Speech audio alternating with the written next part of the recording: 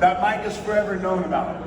And I'm only going to talk about this right now because Mike has all of a sudden monetized this Tyson Bites. It's a little piece of a sort of candy, I don't want to candy ear with a little chunk out of it, right? So I'm like, this guy's monetized something. I got to give you guys the story behind the Tyson, the ear bite incident, right? Yeah.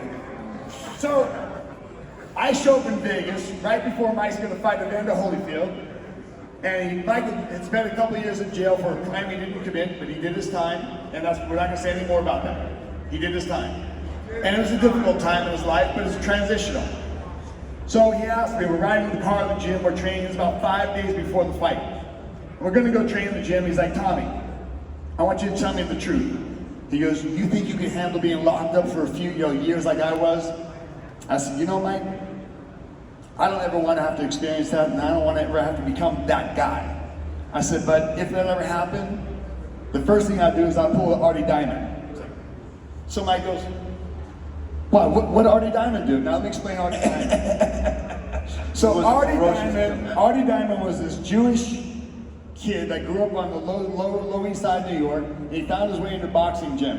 And there's books written about Artie Diamond. He was savage. Now remember I talked about how Cuss would say all fighters experience fear except one fighter, Artie Diamond. He was savage. He knocked people out, he was savage, he was reckless, he was with total abandon. He attacked with such ferocity. My dad talked about him, he was legendary in New York City.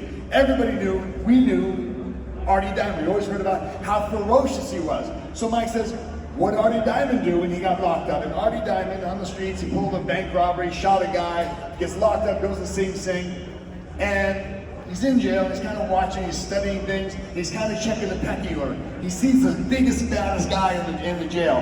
He says, come here, man, I want to talk to you something. So he loses, everybody's kind of watching, like, what's this little Jewish guy gonna do? So he said, come here, I want to talk to you. He starts talking really low. And the guy said, what you got, man? What's the matter with you?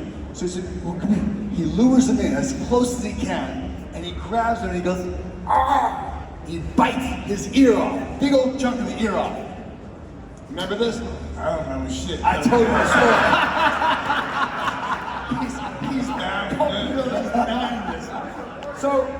So he bites out the chunky ear. Now to finish the Artie Diamond story, Artie gets locked up in solitary confinement. He gets released. He beats up who's ever in charge, whoever's the baddest guy, the Puerto Ricans, the Italians, the blacks, whoever's in charge, he beats up everybody, and he was the Lord of Sing Sing for the next 15 years that he was there. He was the guy.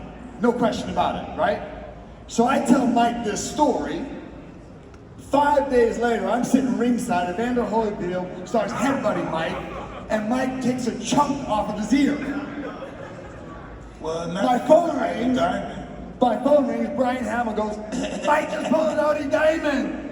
I said, I know, I told him the story like 5 days ago. Hey, but listen, I want to know about this Lisa Bonet shit. You should be talking. Man, listen. That's bullshit, nigga. Well, guys, you guys are both amazing. To be up here with these two friends that's been around and loving each other for 40 years is just... Lisa Bonet, huh? I remember everything.